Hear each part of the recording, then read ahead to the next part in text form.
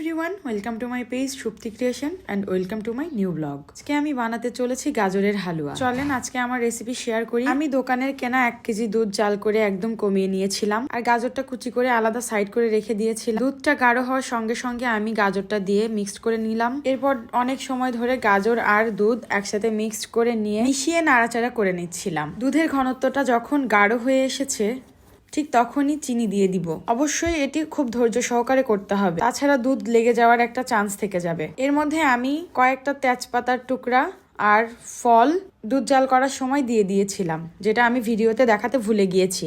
গাজরের কালারটা কি সুন্দর আসছে, মাশাআল্লাহ।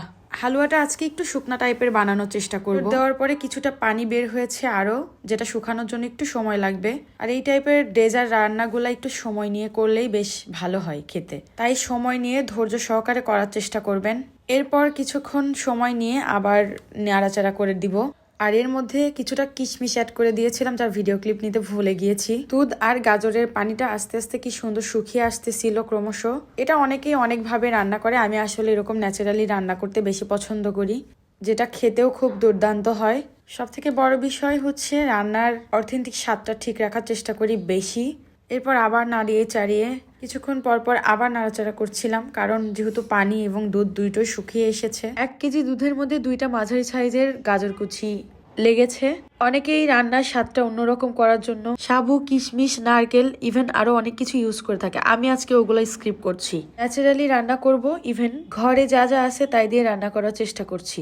তো ফাইনাল লুকটা দেখতেই পাচ্ছেন, পানি এবং দুধের যে ঘনত্বটা সেটা প্রায় শুকিয়ে এসেছে।